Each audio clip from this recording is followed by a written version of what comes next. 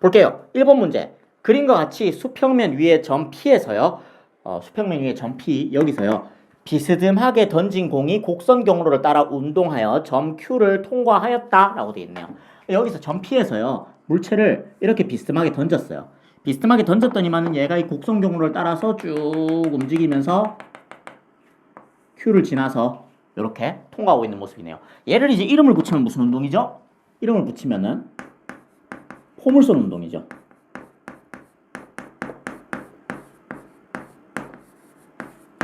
자, 그러면은 여기서 이제 뭘 봅니까? P에서 Q까지 공의 운동에 대한 설명으로 옳은 것만을 하고 물었네요. 그러니까 운동에 대한 설명, P에서부터 Q까지 운동하는데 얘가 어떻게 운동하였느냐라는 말인데요. 지금 기억에서 뭐라고 했냐면요. 속력이 변하는 운동이냐라고 물었어요. 속력 당연히 변하죠. 얘가 여기 있다가 그죠? 여기 올라갈 때는 속력이 몇입니까? 0 아니에요. 0 아니에요. 이때는 얘는 이때 굳이 이렇게까지 여러분들이 자세하게 볼 필요는 없는데 Y방향 속력과 X방향 속력이 모두 있었다면은 현재 여기서는 X방향 속력만 남고 Y방향 속력은 없는 상태입니다. 그죠? 얘는 어디로 지금 가속도를 받아요? 얘는 가속도를 여기서는 이 방향으로 중력 가속도 G 받죠. 여기 오면요. 가속도 이 방향이죠. 그죠? 얘가 지금 운동 처음부터 P에서부터 출발해서 Q까지 갈 때까지 무슨 힘만 받습니까? 중력만 받아요. 그죠? 그럼 중력만 받으면 얘가 받는 가속도는 중력 가속도밖에 없어요. 되죠? 중력 가속도는 항상 어느 방향으로 작용해요? 지구 중심 방향. 지표면에서는 항상 아랫방향. 그죠? 아랫방향으로 중력 가속도 G를 계속 받습니다. 그러면은 얘는 요 Y방향 속도만 계속 변하고요. X방향 속도는 변하지는 않아요. 근데 일단 Y방향 속도가 이때 점점 줄니까는요. 올라가면서 어떻게 됩니까? 느려지죠. 느려지다가 얘가 이제 다시 떨어지면서 점점 빨라지는 거죠. 그죠? 여러분한테는 이렇게 Y방향, X방향 이렇게 나눠서 보는 것보다는 이건 약간 물리 투스러운 방법이고요. 물리 원스러운 방법으로 본다면은 역학적 에너지 보존 법칙 쓰는 게 제일 적당합니다. 역학적 에너지 보존 쓰면 뭐예요? 여기서는 포텐셜 에너지가 중력 포텐셜이 빵 운동 에너지가 최대 그죠? 근데 여기서는 포텐셜 에너지가 최대 그렇다고 운동 에너지가 빵은 아니에요. 얘 여기서 속도 있습니다. 운동 에너지도 있어요. 운동 에너지는 0은 아니지만 운동 에너지는 최소예요. 돼요? 올라가면서 얘가 중력 포텐셜 에너지가 점점 증가하니까 운동 에너지는 점점 감소해서 여기서 운동 에너지 최소값을 찍고 포텐셜 에너지는 최대값이고 다시 떨어지면서 포텐셜 에너지 감소하고 운동 에너지 증가하죠. 되죠? 네. 그래서 이 위에서 속력이 제일 느립니다. 그러니까 속력은 변하는 운동이 맞아요. 되죠? 그 다음 이제 운동 방향은 일정하냐 하고 물어봤죠. 운동 방향이 일정하냐. 운동 방향은 일정하지 않은 거 경로만 봐도 바로 알죠. 여기서 운동 방향 어딥니까? 여기서 운동 방향 요 방향이죠. 여기서 운동 방향은 이 방향이죠. 여기서 운동 방향은 이 방향이죠. 항상 경로의 접선 방향이 물체의 운동 방향이잖아요. 운동 방향 계속 변합니다. 그러니까 이 두 개를 봤을 때 얘는 속력도 변하고 즉 크기도 변하고 방향도 변하는 가속 운동이에요.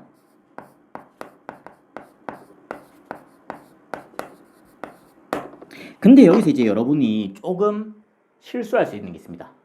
선생님이 여기서 얘가 등가속 운동이냐라고 물으면 뭐라고 대답하실 거예요? 아니다라고 생각하면 안 돼요. 얘 등가속도 운동입니다. 선생님 등가속도 운동인데 이렇게 막 경로가 이럴 수 있어요? 있어요. 상관없어요.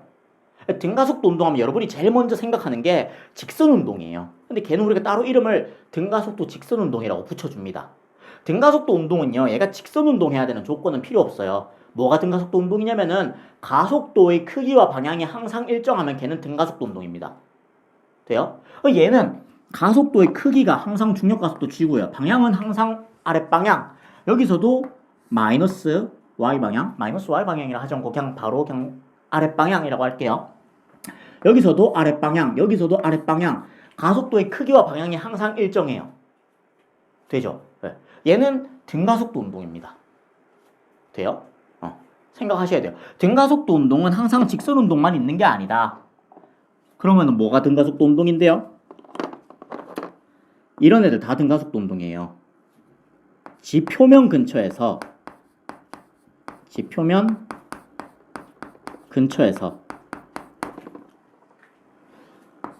중력만 받아서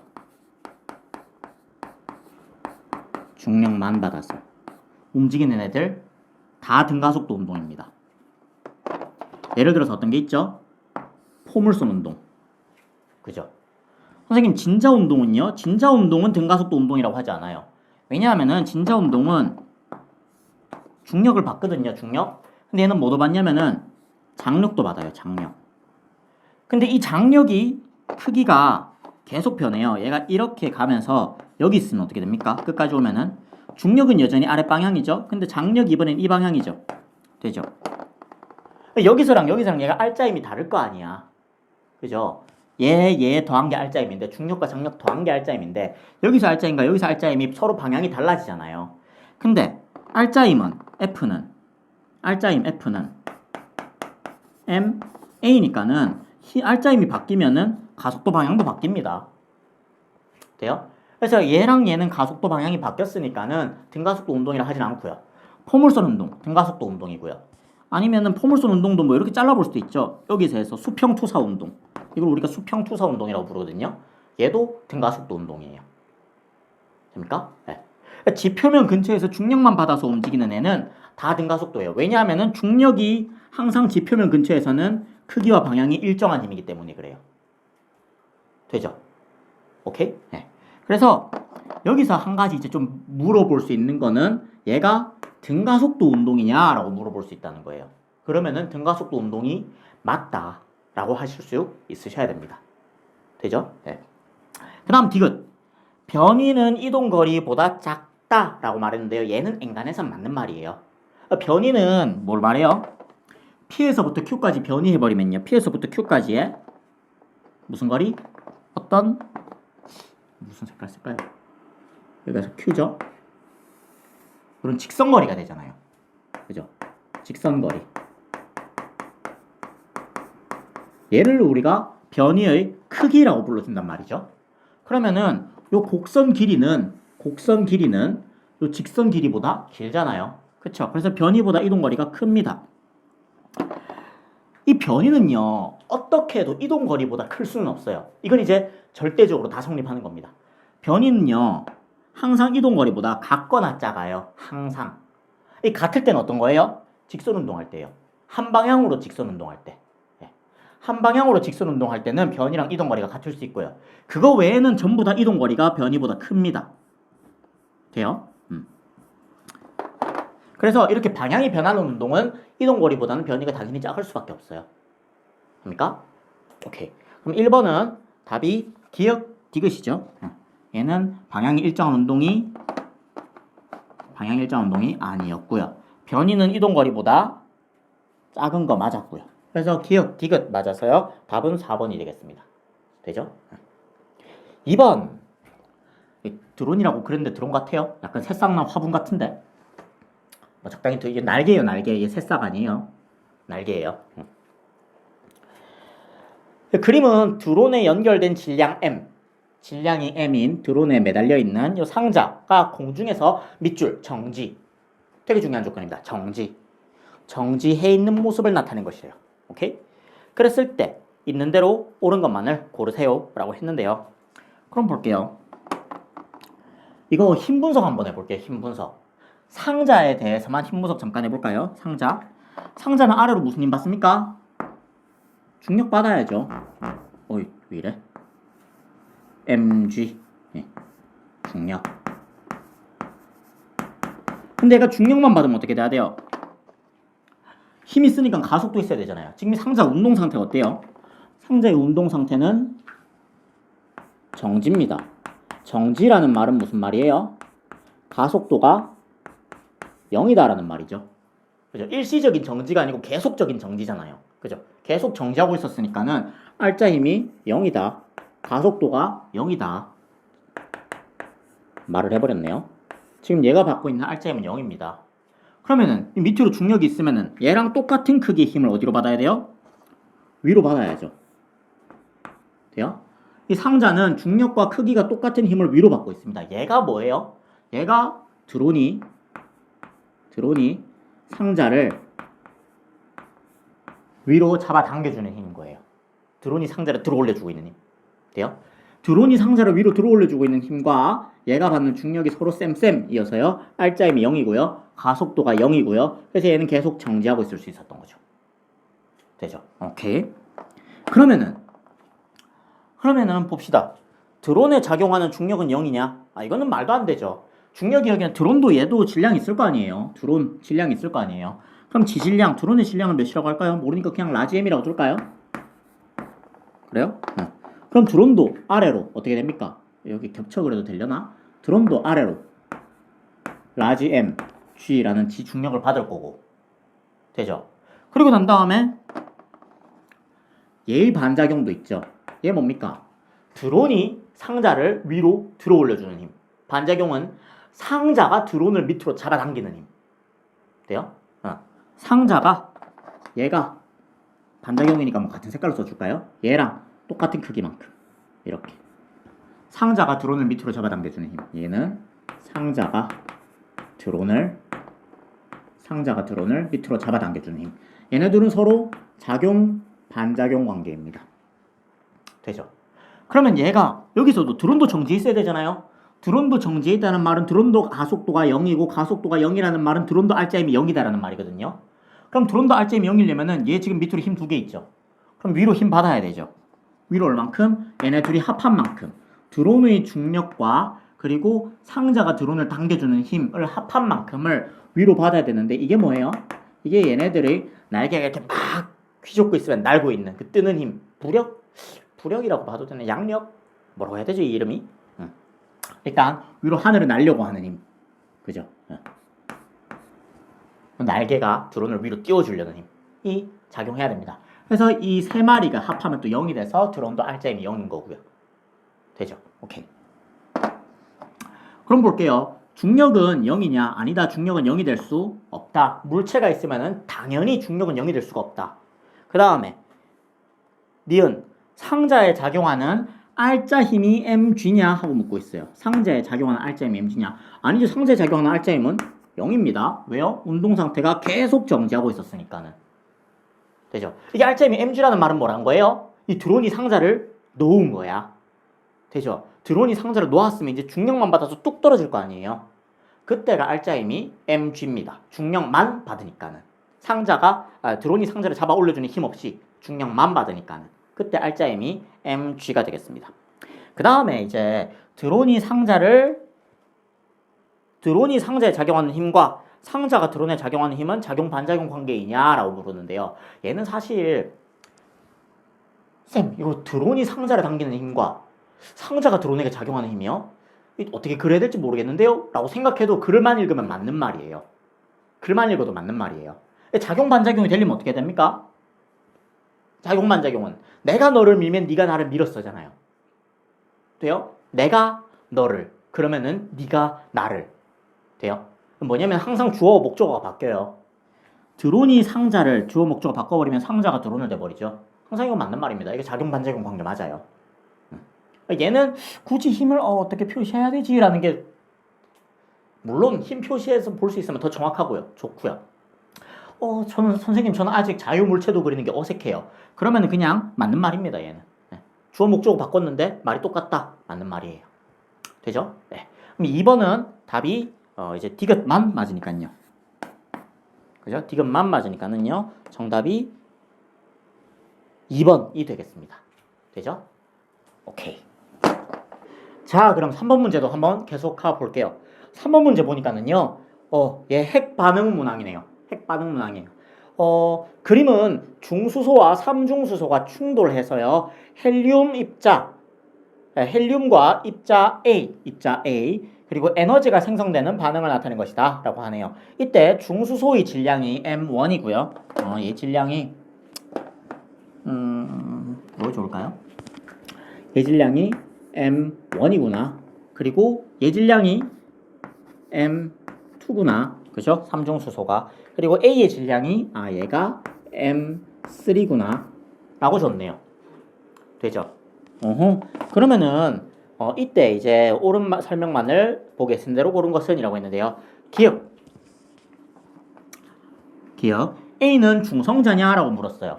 이거 뭐 당연히 맞는 말이죠. 굳이 핵반응식 안 써보더라도 보세요. 핵반응식 한번 써볼까요? 핵반응식 쓰면 어떻게 돼요? 어디 쓸까? 그 밑에 잠깐 쓰고 좀 지울게요.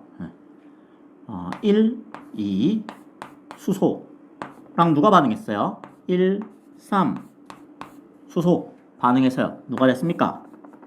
2, 4 헬륨이 됐고요.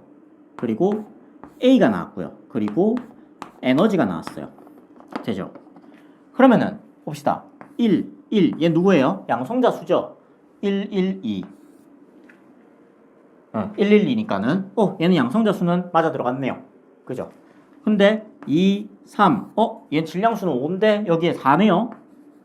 그죠? 그러면 질량수 1 어디 갔어요? 얘한테 있겠죠? 그럼 얘는 이제 양성자 수는 맞았으니까 얘는 양성자는 없고 질량수만 1 있는 놈이네요. 됐죠? 그러면 A 얘 누굽니까? 얘는 중성자구나 알 수 있는 거고요. 그죠? 그리고 난 다음에 에너지 발생하고요. 그럼 에너지가 발생했다는 건 이 에너지 왜 발생한 거예요? 이 에너지는 누구에 의한? 질량 결손에 의한. 앞이라 미안해요.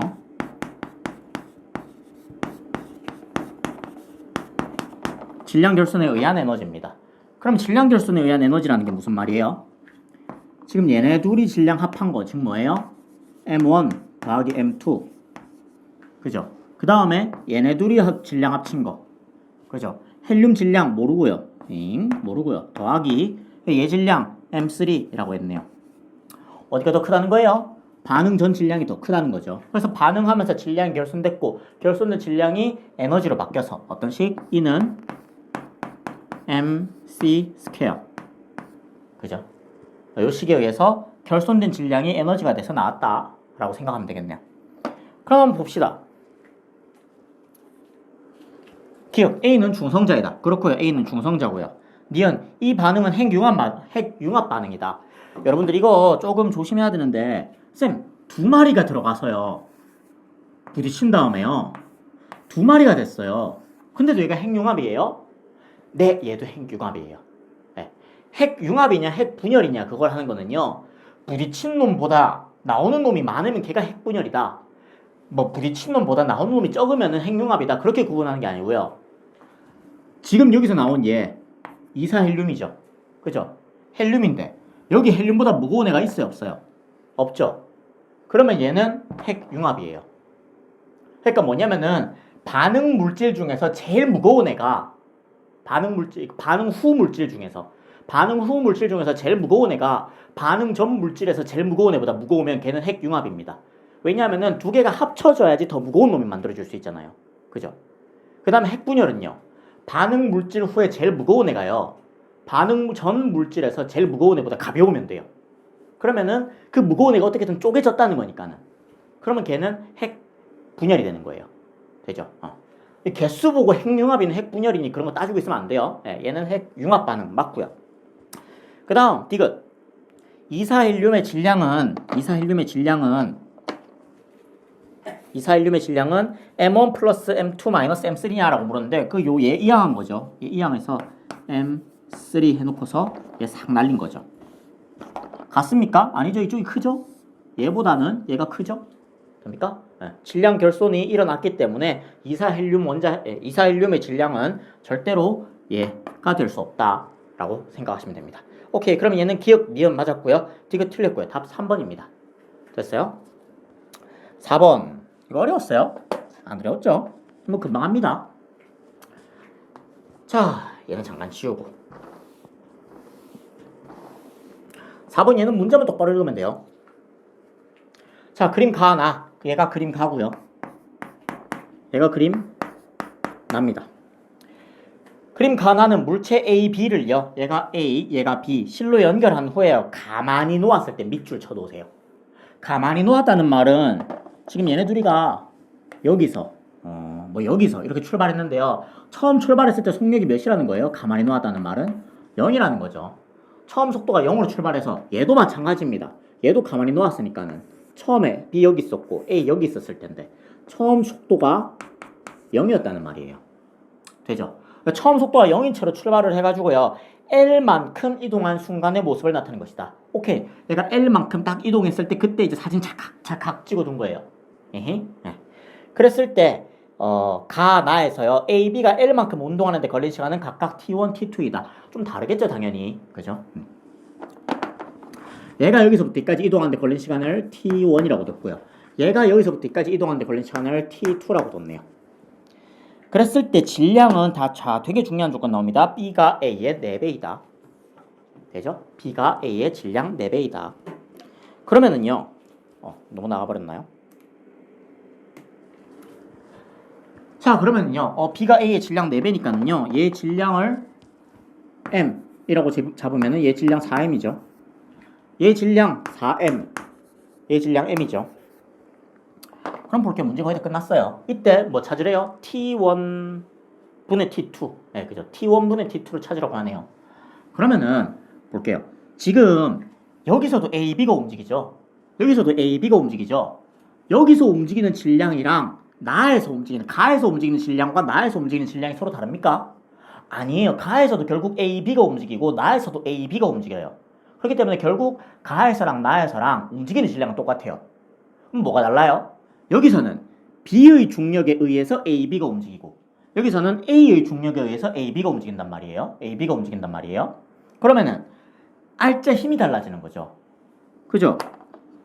가에서는 4mg의 힘을 받아서 A, B 전체 질량 몰라 그냥 라지 M이라고 두죠. 5M이긴 한데 받아서 어떤 가속도 A로 움직이는 거고요. 그죠? 그러면은 여기서는요. 뭐 A1이라고 할까요? A1? 여기서는요. mg, A의 중력을 받아가지고 어차피 똑같은 질량이 움직이잖아요. 그럼 가속도가 A2 이렇게 되겠네요. 그럼 A1 대 A2 나오죠. 어차피 뭐예요? 그냥 한 번에 뭉쳐서 적으면 어떻게 돼요? 한 번에 뭉쳐서 적으면은 F는 MA인데 가와 나에서 결국 둘 다 A랑 B가 움직이기 때문에 움직이는 질량은 똑같다. 근데 여기서 이제 힘을 주는 놈은 B의 중력이고 여기서 힘을 주는 놈은 A의 중력이다. 근데 그 중력이 4대 1이더라. 그럼 가속도가 몇 대 몇이다? 4대 1이다. 라는 거죠. 그러면은 떨어진 거리 L은요. 등가속도 운동에서 거리 L은 어떻게 적을 수 있습니까? V0T 플러스 2분의 1 T제곱인데 지금 V0가 빵빵이잖아요. 그럼 2분의 1 A T제곱이다. 근데 A가 몇 대 몇이더라? A가 구해보니까는 4대 1이더라. 그럼 T제곱이 몇 대 몇이어야 돼요? 어차피 얘네들이 이동거리는 L로 같아야 되잖아요. 그죠? 그럼 T제곱이 몇 대 몇이에요? 1대 4더라. 그럼 T가 몇 대 몇이에요? 1대 2더라. 답은 2번입니다. 되셨죠? 여기 막 복잡하게 막 계산하고 있을 거 없어요. A1 구하고 A2 구하고 그럴 이유 없어요. 여기서 요것만 쓰면 끝납니다. 되죠? 오케이. 그러면은 5번도 한번 같이 풀어봅시다. 자, 5번 문제도 한번 같이 풀어보겠습니다. 다음은 자성체에 대한 실험이래요. 자성체 가지고 실험을 했는데요. 그 스탠드에 유리막대를 수평으로 매달고 자석을 유리막대의 A 부분에 가까이 가져간다. 여기 유리막대가 있고요. 유리막대의 요 끝에 A라는 부분이 있어요. A라는 부분에 자석을 가까이 가져간대요. 그랬을 때 이 A가 밀려나냐 당겨오냐 실험 한번 볼 거고요. 그 다음에 이제 나 실험에서는요. 여기다가 돈 걸어놨어요. 이 5만원짜리네. 5만원짜리네요. 5만원짜리를 걸어놨어요. 그 다음에 이제 이 자석 지폐의 숫자가 있는 B 부분에 여기에 이제 B 부분인데 숫자가 있는 이 부분이 B래요. 여기다가 이 자석을 이번에는 가까이 해보겠대요. 그때 또 밀려나는지 당겨오는지 한번 볼 거예요. 그랬을 때 실험 결과를 보니까요. 가에서 N극을 가까이 할 때 A가 밀려났어요. 돼요? 그럼 여기서 여러분 너무 단세포처럼 머리가 돌아가면 안 돼요. N을 가까이 할 때 A가 밀려났네? 그럼 S를 가까이 오면 A가 당겨져 오겠지? 아니라고요. 그죠? 그럼 얘가 지금 자성체라고 하잖아요. 자성체 여러분이 아는 건 몇 개 있어요? 3개 있어요. 누구? 강자성, 상자성, 반자성. 그죠? 그 중에서 밀려날 수 있는 놈은 자석에서 밀려날 수 있는 놈은 누구밖에 없어요? 반자성밖에 없어요. 그럼 반자성은 N극에서 밀려나는 거야? 그냥 자석이면 다 밀려나는 거야? 그냥 자석이면 다 밀려나는 거예요. 돼요? 그렇기 때문에 얘는 A가 N극이 가까이 오든 S가 가까이 오든 밀려나게 돼 있어요. 되죠? 그래서 얘도 A가 밀려납니다. 기억은 A가 끌려온다가 아니고 밀려난 겁니다. 되죠? 그 다음에 니은 유리막대는 강자성이다. 강자성이면 얘가 땡겨왔겠죠. 끌려왔겠죠. 강자성이면 자석을 가까이 하면은 그 자기장 방향으로 자화가 촥 되면서 그 자석 쪽으로 쑥 하고 끌려갔겠죠. 근데 얘는 오히려 멀어졌으니까는 외부 자기장과 반대로 자화됐구나 라는 거 알 수 있으셔야 되고요. 따라서 유리는 강자성체가 아니고 누구다? 반자성체다. 반자성체여야 된다. 되죠? 그 다음에 이제 디귿. B는 외부 자기장과 같은 방향으로 자화되는 경향이 있다. 뭐 자화되는 물질이 있다. 오케이. 봅시다. B는요. 지금 실험 나를 보니까는 B는요. S극을 가까이 했을 때 끌려왔어요. S극을 가까이 했을 때 끌려왔으면 얘는 강자성인지 상자성인지는 모르겠어. 일단 끌려왔으니까 반자성은 아니야. 근데 강자성도 그렇고 상자성도 그렇고 둘 다 외부 자기장과 같은 방향으로 자화되는 성질이 있죠. 그쵸? 그렇기 때문에 외부 자기장과 같은 방향으로 자화되는 물질이 있다. 맞는 말입니다. 되죠? 그래서 디귿만 맞는 말이 되겠습니다. 답 2번이고요. 그리고 난 다음에 이제 6번 한번 볼게요. 6번 이제 연력학 문제인데 연력학 문제 굉장히 간단하게 나왔어요. 여러분은 연력학을 조금 더 대비해 둘 필요는 있어요. 연력학에서 이제 열기관까지 좀 대비할 줄 필요는 있습니다. 일단 연력학 여기 처음에 그림과 같이 온도가 T0인 일정량의 이상기체 여기 있고요. 그러니까 온도가 T0인 일정량의 이상기체 쭉 밑줄 꺼 놓으세요. 등압 팽창 또는 단열 팽창하여 등압 팽창을 하거나 단열 팽창을 해서 온도가 T1, T2가 됐대요. 이때 T0, T1, T2의 대소 관계를 비교하래요. 어느 게 온도가 더 높니? 라는 거를 비교해보라고 하네요. 답은 쉽게 나옵니다. 그죠? 이거 여러분들 많이 해봤으면 알 거예요. 등압 팽창하면 온도 어떻게 돼요? 높아지죠. 단열 팽창하면 온도 어떻게 돼요? 낮아지죠. 그래서 T2가 제일 낮고요. 그 다음 T0고요. 그 다음 T1입니다. 얘는 뭐 조금만 공부해보면은 여러분 금방 알아요. 근데 그래서 일단 뭐 여기서부터 바로 답은 나왔는데 답은 4번이에요. 답은 4번인데 조금 봅시다. 이 안에 어떤 과정이 숨어있냐.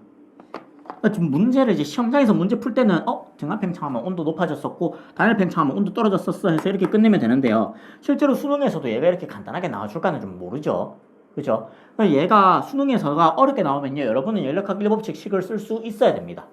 연력학 1법칙 식 한번 써볼까요? 자, 이건 여기서 등압 팽창에서 올 때는 Q는 델타 U 플러스 W죠. 근데 얘가 등압 팽창하니까는 압력이 일정한 상태로 부피가 증가했어요. 그럼 P 곱하기 V 값 증가했으니까요. 내부 에너지 증가했고요. 온도 올라갑니다. 내부 에너지랑 온도는 비례하잖아요. 그 다음에 부피가 증가했으니까는 외부로 1도 했죠. 1도 했습니다. 그러면은 얘가 내부 에너지도 증가했고 외부로 1도 했어. 그럼 외부로부터 열을 흡수했죠. 돼요? 얘가 이제 등압 팽창이라는 거는 외부로부터 열을 흡수받아가지고 외부로부터 열을 받아서요. 어떻게 했습니까? 내부 에너지 올리고 외부로 일을 했습니다. 내부 에너지 올라갔으니까는 당연히 온도도 올라갔고요. 되죠? 네. 자, 그 다음에 T2 같은 경우는 얘 단열이잖아요. 그럼 Q는 또 씁니다. 델타 U 플러스 W. 단열 팽창했죠. 단열이라는 말은 뭡니까? 외부로부터 열 공급이 없어요. 얘는 외부로부터 열이 들어오지도 않고 나가지도 않아요. 그래서 Q가 제로입니다. Q가 제로인 상황에서 어떻게 합니까? 부피가 증가했어요. 부피가 증가했다는 말은 외부로 일을 했어요. 외부로 일을 하려고 하는데 얘는 외부로부터 열은 못 받았어. 열은 못 받았는데 얘가 일을 하려면 어떤 에너지를 끌고 와서 써야 돼요? 내부 에너지를 끌고 와서 외부로 일하는 데 사용해야 됩니다. 되죠? 그럼 내부 에너지를 끌고 왔으면 온도 어떻게 됩니까? 온도 떨어져야죠. 되죠? 그럼 P 곱하기 V에서 부피는 증가하는데 내부 에너지 감소하려면 압력이 조금 감소해야 돼? 많이 감소해야 돼? 많이 감소해야 되죠. 되죠? 그래야지 P 곱하기 V 값 전체적으로 작아지면서 내부 에너지도 작아지고 온도도 떨어지게 됩니다. 되죠? 그럼 이런 과정을 딱 보게 되면은 얘는 T1에서 T2로 가면서 온도가 증가한 과정이고 얘는 T1에서 말 잘못했죠? T0에서 T1으로 가면서 온도가 증가한 과정이고 얘는 T0에서 T2로 가면서 온도가 감소한 과정이구나. 그래서 요런 대소 관계를 만족할 수 있구나. 답은 4번이다 라고 할 수 있는 거죠. 되죠? 그럼 7번 이어서 계속 가볼게요. 자, 그러면 7번도 계속해서 한번 풀어볼게요. 7번 이 문제 여러분들 정말 많이 틀리셨어요. 이거 선생님이 이거 같이 풀어보면서 그래, 이번 시험이 선생님이 고등학교 졸업하고 유일하게 처음으로 고등학교 졸업하고 처음으로 여러분이랑 같은 시간에 내가 이 문제를 풀어볼 수가 있었어요. 덕분에 코로나 덕분에 맨날 이제 시험 치면은 8시 좀 넘어서 시험지 뜰 때까지 오매불망 시험지만 기다렸는데 이번에는 그럴 필요 없이 딱 여러분들이랑 같은 시간에 풀 수 있어가지고 참 즐거웠습니다. 풀면서요 7번 문제 보면서 2번 보기 보면서 이거 설마 낚이려나? 낚이겠나? 이러고 있었거든요. 낚이더라고요. 2번 보기 이거요. 선생님 여기서는 그렇게 길게 다 설명을 못하고요. 선생님 그 유튜브 올라가 있는 강의 중에 광원과 빛 사이 거리 무슨 말인데요? 빛의 이동 거리 그리고 광원과 빛 검출기 사이 거리 그 둘이 같지 않다라는 거에 대해서 따로 클립 영상으로 제작해 놓은 강의가 있거든요. 그거 한번 봐보세요. 거기에 이 내용이 그대로 들어가 있어요. 네. 이 내용이 그대로 들어가 있기 때문에 지금 만약에 그거 안 봤다. 영상 스탑. 가서 보고 와. 이거 들을 자격 없어. 여기 있거든요. 여기. 보이죠? 여기. 보이죠? 듣고 오셔야 돼요. 오케이? 자. 듣고 왔죠? 오케이. 듣고 왔다 생각하고 갑니다. 안 듣고 왔어요? 듣고 올 때까지 이러고 있을 거야. 듣고 왔죠? 예. 자, 그림은 관찰자 A가 여기 관찰자 A가 있어요. 탄 우주선이 정지해 있는 관찰자 B에 대해서 플러스 X 방향으로 0.6시의 일정한 속력으로 운동하고 있다. 그렇게 하고 있대요. 네. 그럼 이거 누구에 대해서? 정지한 관찰자 B에 대해서 A는 0.6시로 오른쪽으로 운동하고 있네요. 그러면은 A가 볼 때는 B가 왼쪽으로 0.6시로 이동하고 있는 걸로 보이겠죠? 되죠? 그 다음 광원과 점 PQ는 B에 대해 정지. 되게 중요한 조건 나왔다. 밑줄 쫙. 지금 이게 되게 중요해요. 요 좌표계 P 광원 Q 얘가요. A에 대해서 정지해 있냐 B에 대해서 정지해 있냐 이거 꼭 봐야 됩니다. 얘는 지금 누구랑 한패예요? B랑 한패예요. 얘는 이제 B의 세계야. B에 대해서 정지한 세계야. 그러면은 지금 세계가 두 개야. 요런 세계 하나, A가 움직이는 세계 하나, 그리고 B랑 같이 정지해 있는 세계 하나. 그러면은 B가 볼 때는 A가 움직이고 있는 이 세계가 B에 대해서 오른쪽으로 0.6시로 날아갑니다. 되죠? A가 볼 때는 지는 가만히 있고 이 세계가 돼요. B랑 P, 광원, Q 얘가 다 같이 0.6시로 왼쪽으로 휙 하고 움직이고 있는 거예요. 되죠? 이런 상황인 거야. 그러면은 이 상황에서 자 여기서 근데 그러면 이거 P, 광원, Q가 B 거임에도 불구하고 이제 누구 조건을 주는지 보세요. 누구 조건을 주는지 이거 니 거 내 거 정말 잘 구분해야 돼요. 일단 한 가지 확실한 거 P, 광원, Q는 B 거다. B 거다. 근데 이걸 이제 누가 볼 때 이 모습을 서술해 놓았냐? 자 뒤에 계속 갑니다. A가 관측할 때 괄호 쳐두고요. 지금부터는 A가 봤을 때다. 그러면은 A가 봤을 때 얘네들을 움직이고 있으니까는 움직이고 있는 얘네들을 관찰했다라는 얘기예요. 움직이고 있는 얘네들을 관찰했을 때 광원과 P 사이 거리, 광원과 P 사이 거리 얘는 L이고 광원에서 방출된 빛은 P와 Q에 동시에 도달했다. 그죠? 광원에서 방출된 빛은 P와 Q에 동시에 도달했다. 라고 하네요. 누가 봤을 때? A가 봤을 때. 되죠? 오케이? 그럼 한번 볼게요. 여기서 1번 A가 관측할 때 누가 관측할 때? A가 관측할 때 B의 속력은 0.6시보다 크지 않죠. 딱 0.6시로 어디? 왼쪽으로 가고 있다라고 해야 되고요. 2번 자 이거 여러분 잔뜩 났겠죠. A가 관측할 때 광원과 Q 사이의 거리는 L이다. 광원과 Q 사이 거리 어디죠? 요 거리가 L이냐 누가 봤을 때? A가 봤을 때. 이거 여러분이 왜 맞다고 했어요? 자 광원과 P 사이 거리는 L이다. 광원과 Q 사이 거리는 몰라. 근데 광원에서 출발한 빛이 P와 Q에 동시에 도달했대. 그럼 무슨 생각해요? 이 거리랑 같구나. 그래서 얘가 L이니까 얘도 L이구나 하고 와, 난 잘 풀었어. 쫙 끄인 거죠. 완전히 틀렸어요. 완전히 틀렸어요. 어떻게 해야 돼요? 자, 얘가 빛이 이동한 거리는 같아. 근데 빛과 P, 광원과 Q 사이 거리는 달라. 그걸 이제 선생님이 따로 유튜브 영상에다가 올려놨던 거예요. 한 번 더 있죠? 지금이라도 안 봤으면 보고 와요. 무슨 말이냐? 자, 볼게요. A가 봤을 때 빛이 여기서 출발하잖아. 출발한다고. 근데 출발하는데 A 빛이 이렇게 PQ로 쫙 퍼져나가는 동안 A가 봤을 때 얘도 다 같이 절로 움직여요. 되죠? 그러면은 빛이 가는 동안 P가 어디까지 오냐? P가 이까지 간단 말이야. 일로 움직이고 있단 말이야. 그 다음 Q는 여기서 여기까지 왔단 말이야. 돼요? 그러면 A가 봤을 때 빛은 여기서 출발해서 이만큼 가게 되고요. 돼요? 빛은 여기서 출발해서 이만큼 오게 돼요. 돼요? 근데 지금 A가 이 빛이 광원에서 출발해서 여기랑 여기에 동시에 도달했다며. 그럼 A가 봤을 때는 무슨 길이가 같은 거냐면은 이 빛의 이동 거리 얘가 같은 거예요, 지금. 돼요? 빛이 여기서 출발해서 동시에 도달했다는 거는 A가 가는 동안에 A가 가는 건 아니죠. A가 봤을 땐 지는 가만히 있는데 얘가 이렇게 가니까는 빛이 가는 동안에 P점과 Q점도 여기서 이렇게 옮겨간다. 그동안 이제 빛이 이렇게 와서 동시에 도달했으니까는 여기서부터 이까지 거리와 여기서부터 이까지 거리가 같다 이 말이에요. 그러면은 실제로 P에서 광원까지 거리는 여기서부터 이까지였고, 그죠? 그럼 어떻게 됩니까? 이 거리보다 짧아지죠? 얘는요, 이 거리보다 길어지죠?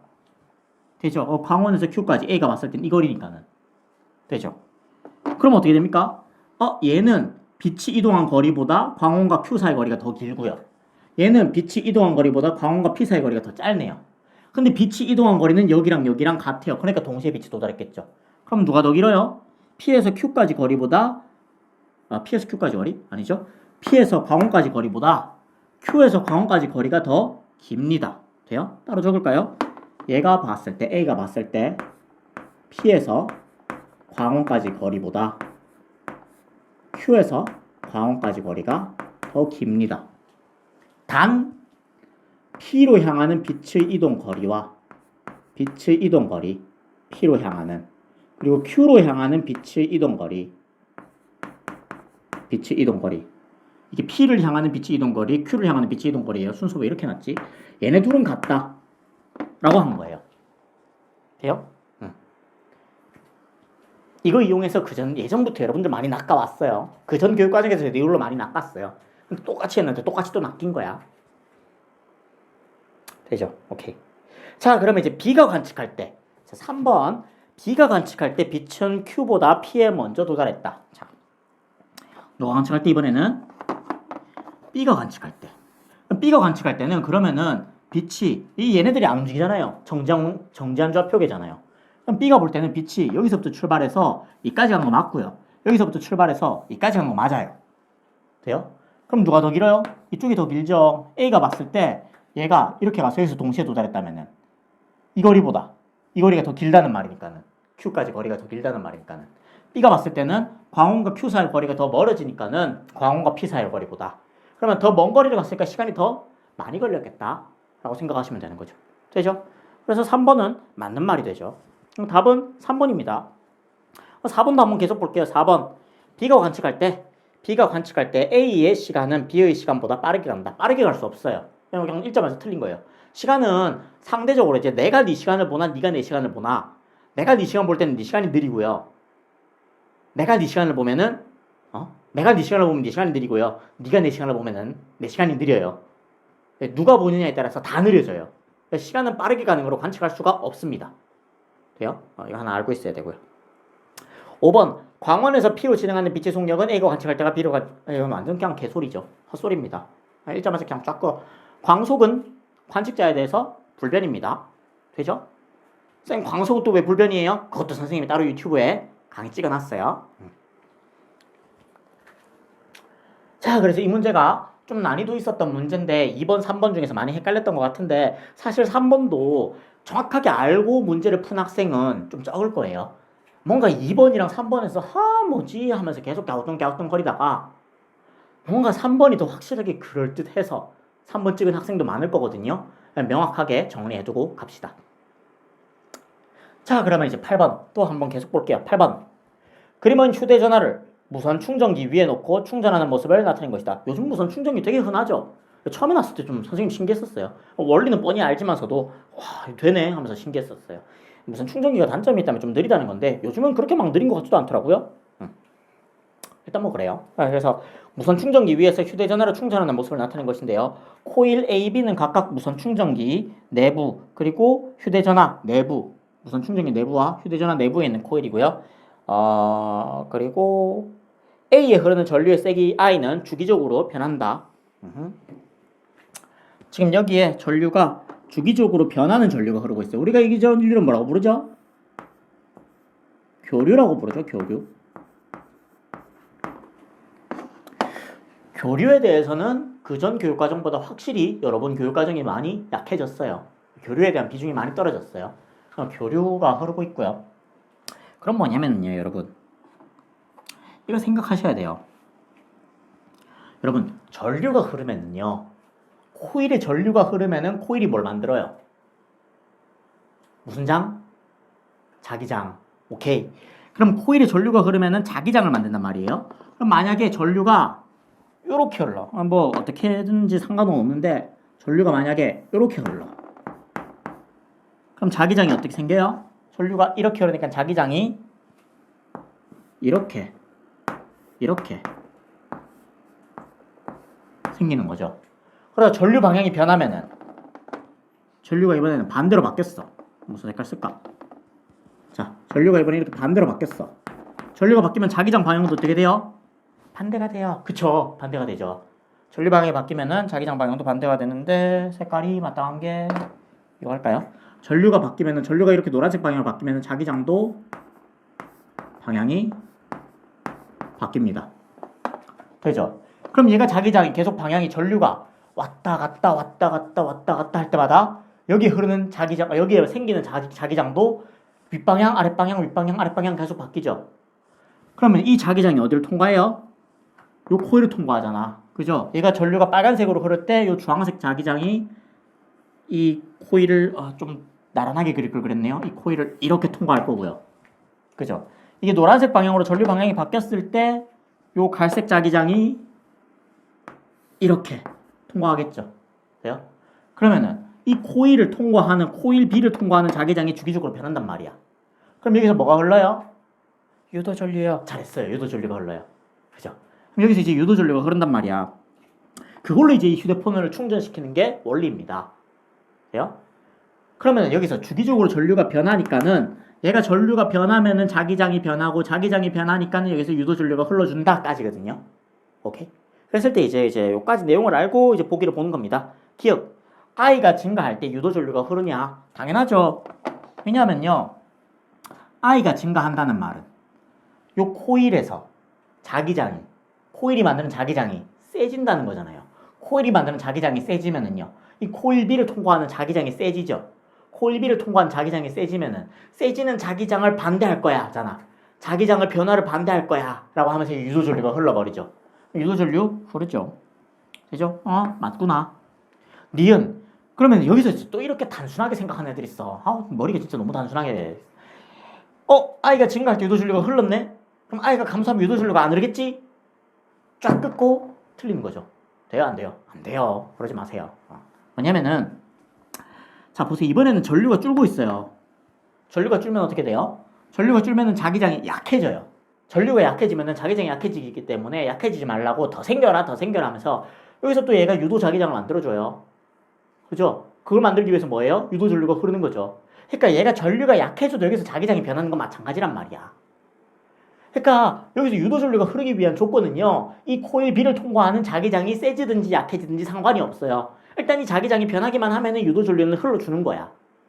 그죠? 그럼 이때는 자기장이 세지니까 유도 전류가 흐르는 거고 이때는 자기장이 약해지니까 유도 전류가 흘러줘야 됩니다. 되죠? 자기장이 흘러줘야 됩니다. 오케이? 디귿. 자기장이 흘러줘야 된다. 유도 전류가 흘러줘야 됩니다. 오케이? 예. 디귿. 무선 충전은 전자기 유도 현상을 이용한다. 그렇죠. 지금까지 계속 한 게 전자기 유도잖아요. 이 코일 B를 통과하는 자기장이 변할 때, 자기 선속이 변할 때 코일 B의 유도 전류가 흐르는 현상. 5글자로 전자기 유도. 오케이?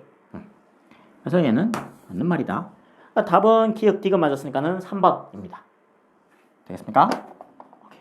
자, 그리고 이제 9번. 9번은 다음은 자, 뭐냐면요. 고체의 전기 전도성에 대한 실험이 돼요. 전기 전도성 문제 나왔어요. 근데 뭐 전기 전도성이라고 해서 여러분들이 또 이제 문제집에 따라서 열심히 뭐 시그마 그죠? 이게 뭐였죠? 시그마? 이게 뭐였지? 기억나요? 저항? 아니죠. 비저항의 역수였죠. 비저항의 역수. 그게 뭡니까? 전기 전도도였죠. 전기 전도도. 비저항의 역수. 뭐 이렇게 됐었죠.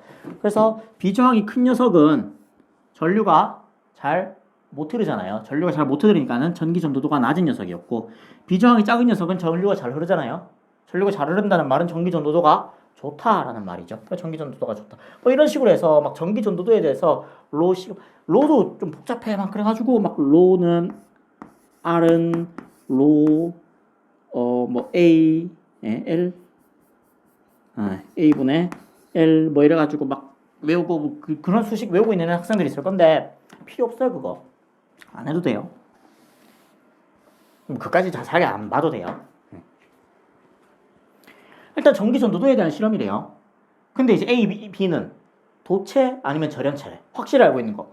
얘들아 도체가 전기 전도성이 좋아요. 절연체가 전기 전도성이 좋아요. 압도적으로 도체가 좋죠. 전기 전도도는요. 전도도는요. 압도적으로 도체가 넘사 절연체보다. 되죠? 그럼 이거를 연결했을 때 전류가 흐르는 놈이 도체고 전류가 안 흐르는 놈이 부도체겠네. 절연체겠네. 라고 생각해주면 됩니다. 그래서 이렇게 회로를 구성해서 연결했어요. 쌤이 전지 이거 플러스 마이너스 맞아요? 몰라요. 그림으로 볼 때는 누가 플러스고 누가 마이너스인지 모르겠는데 얘가 플러스인지 마이너스인지 상관은 없습니다. 얘가 다이오드가 아니잖아요. 어떻게든 연결만 돼 있으면 돼요. 일단 그래서 여기 도체가 연결돼 있냐 부도체가 연결돼 있냐 되는데요. 보니까 실험 다에서는요. A를 연결시켜놨어요.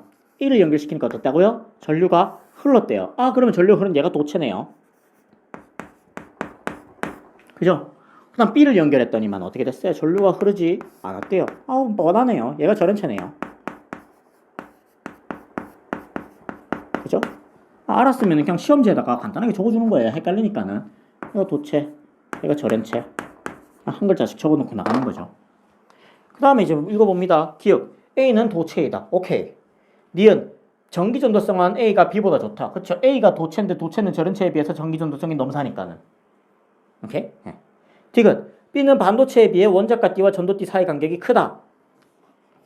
그죠? 네. 전기 전도성은 어디에 따라서 결정돼요? 물질의 원자가 띠와 전도띠, 원자가 띠와 전도띠 사이 띠 간격, 띠 틈 간격으로 인해서 얘가 전기 전도성이 좋다 나쁘다가 판별되잖아요. 도체는 어떻게 돼 있어요? 원자가 띠와 전도띠가 겹쳐 있어요. 그죠? 겹쳐 있어가지고 좀 띠 틈이 없고요. 전기 전도성 엄청 좋습니다. 그 다음에 반도체는 약간 띄워져 있어요. 약간 띄워져 있는데 그 틈이 그렇게 크진 않아요. 그래서 상온에서도 자유전자가 존재하고 전류가 흐를 수 있습니다. 그리고 부도체는, 절연체는 이 띠 틈 간격이 매우 크죠. 띠 틈 간격이 매우 크기 때문에 이 전자가 엔간에서는 전도띠로 못 올라가고요. 그죠? 그렇기 때문에 어떻게 됩니까? 자유전자가 없어요. 자유전자가 없으면 전류가 흐를 수가 없어요. 되죠? 그럼 얘는 전기 전도성이 매우 나쁜 애니까는 띠 틈 간격이 매우 큰 놈이겠네요. 절연체는 반도체보다도 띠 틈 간격이 훨씬 큽니다. 되죠? 오케이. 자, 그럼 이제부터 이제 후반전 넘어갈 건데요. 10번까지 풀고 후반전 넘어갈까요? 일단 계속 갑시다.